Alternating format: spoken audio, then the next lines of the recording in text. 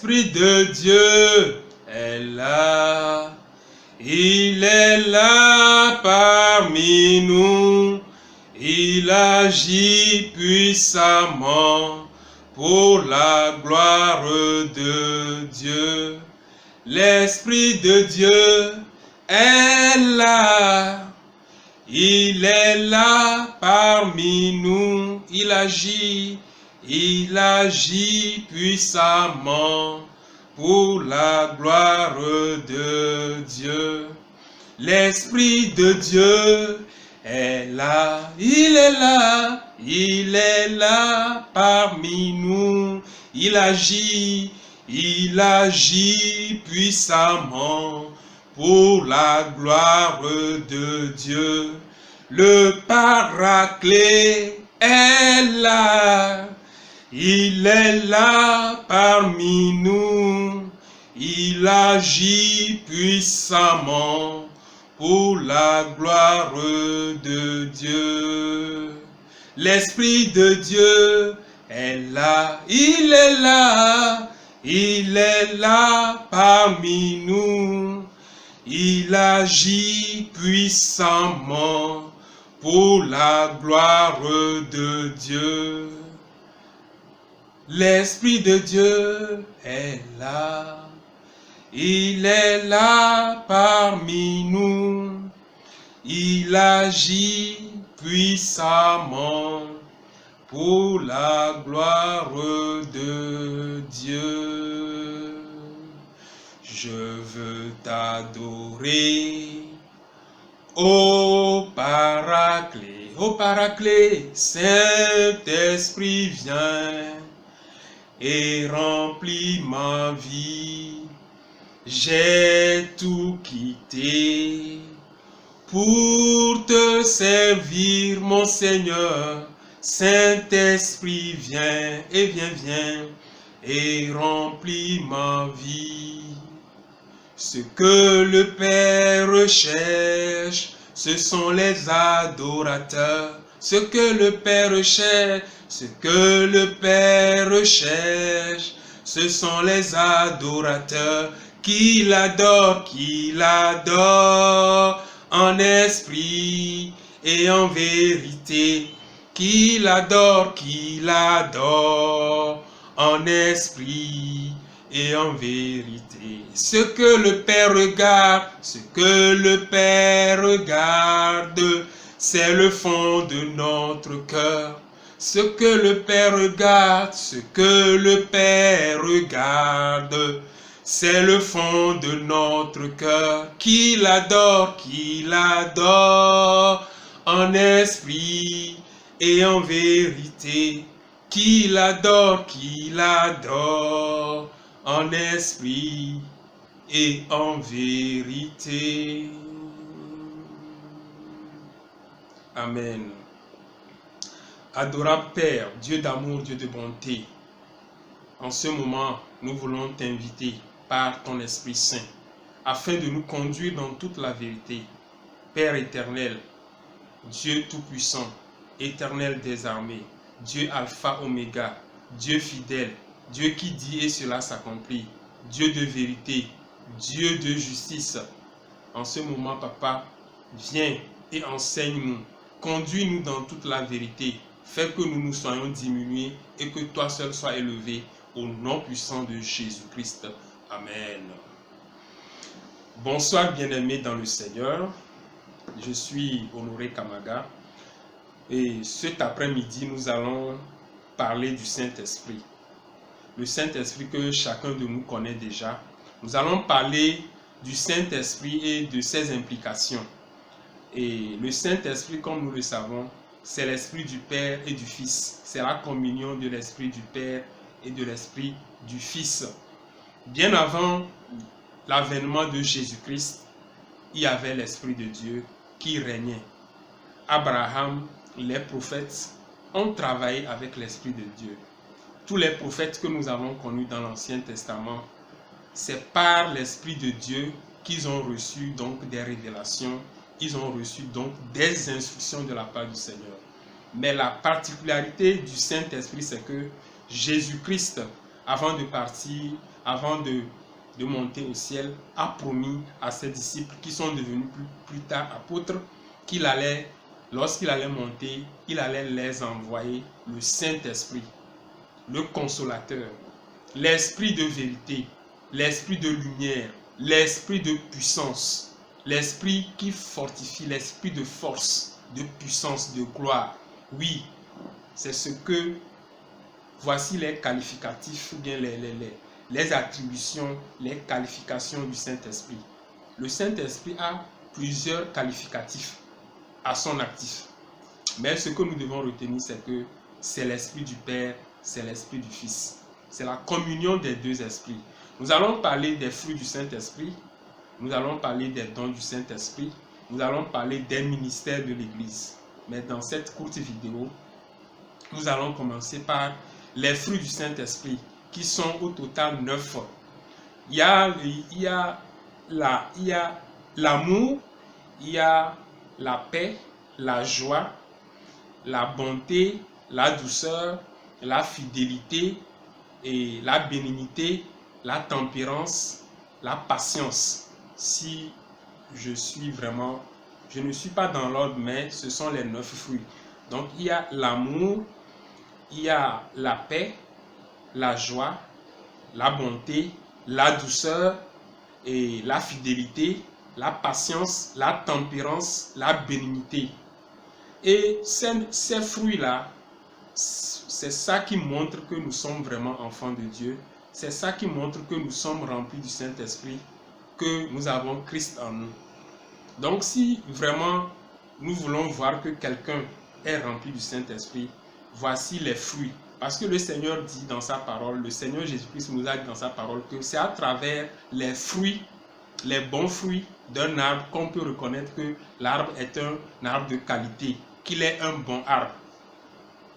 C'est à travers la qualité des fruits qu'on peut apprécier donc la qualité aussi donc de l'arbre. Donc le Saint-Esprit, voici ses fruits.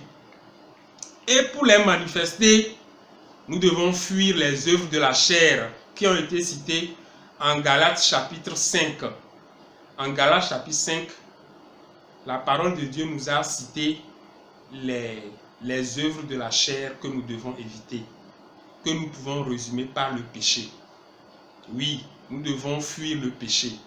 Pour fuir le péché, nous avons aussi besoin du Saint-Esprit. Au fait, quand le Saint-Esprit vient en nous, lorsque nous sommes baptisés, lorsque nous naissons de nouveau, il est dit que nous sommes devenus une nouvelle créature. Voici, toutes choses sont devenues nouvelles, les choses anciennes sont passées. Donc nous avons enterré le vieil homme, l'homme adamique. Nous avons une nouvelle nature. Maintenant, ce n'est plus nous qui vivons, c'est Christ qui vit en nous. C'est Jésus qui est en nous. Il n'est plus là physiquement, mais il est en nous. Christ en nous, au fait, c'est l'Esprit, le Saint-Esprit en nous. Donc, quand le Saint-Esprit est en nous, c'est lui qui nous donne la capacité de pouvoir tenir devant le péché, de pouvoir résister au péché, mais avec notre concours, notre volonté. C'est pourquoi il est dit que depuis, en Matthieu chapitre 12, que depuis le temps de Jean-Baptiste jusqu'à nos jours, le royaume des cieux est forcé et ce sont les violents dans la foi qui s'en accaparent, Donc, si nous sommes violents dans la foi, si nous luttons tous les jours, parce que la tentation sera là, c'est le diable qui tente, mais Dieu, lui, il éprouve. Donc, devant la tentation, nous avons l'Esprit de Dieu. C'est la différence entre nous et les non-croyants et les païens. Nous avons le Saint-Esprit en nous et c'est lui qui nous aide devant des situations de péché. C'est le Saint-Esprit qui nous dit non, ça ce n'est pas bon. Mais Dieu nous a laissé le libre arbitre. Le Seigneur nous a affranchis de la tradition. Maintenant, il nous a affranchis, mais c'est une liberté responsabilisée. Il nous a laissé libres. Mais avec le Saint-Esprit, maintenant, nous avons le discernement du bien et du mal. Donc, souvent, quand nous tombons dans le péché, c'est que nous-mêmes, on l'a fait volontairement. C'est pourquoi, avant de pécher, souvent, nous-mêmes, on est gênés. Nous sommes conscients que ce que nous faisons, ce n'est pas bon, mais nous le faisons quand même à cause de nos convoitises, à cause de nos ambitions personnelles, dit le Seigneur.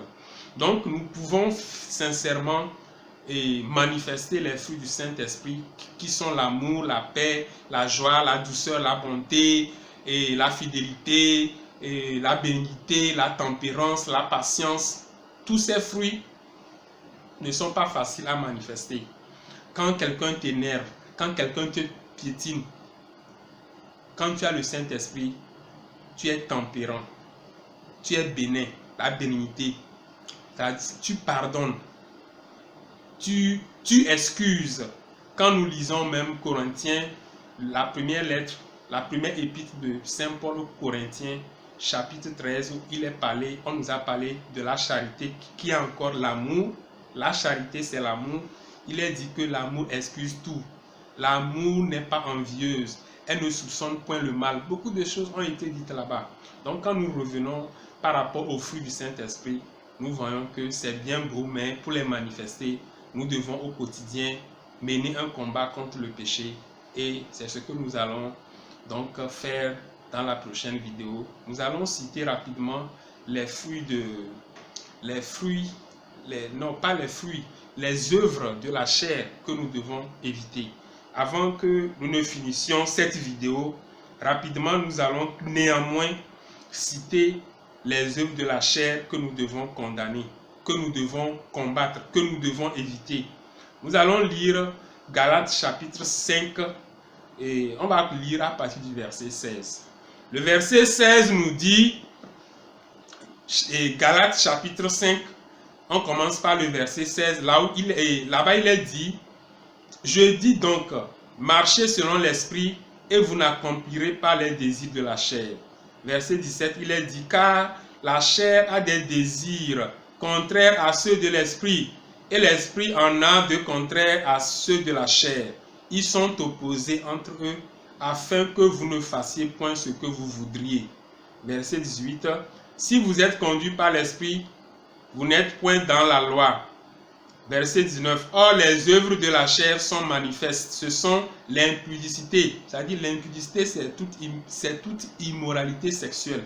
Ensuite il y a l'impureté, la dissolution, l'idolâtrie, la magie, les inimitiés, les querelles, les jalousies, les animosités, les disputes, les divisions, les sectes, l'envie, l'ivrognerie, les excès de table et les choses semblables. Donc ce n'est pas exhaustif, il y a encore beaucoup de choses.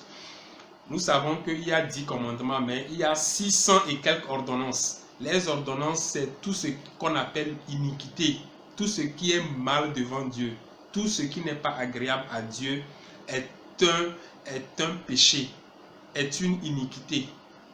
Donc nous devons savoir que dans chaque commandement, il y a plusieurs iniquités, il y a plusieurs péchés, il y a plusieurs mal que Dieu condamne.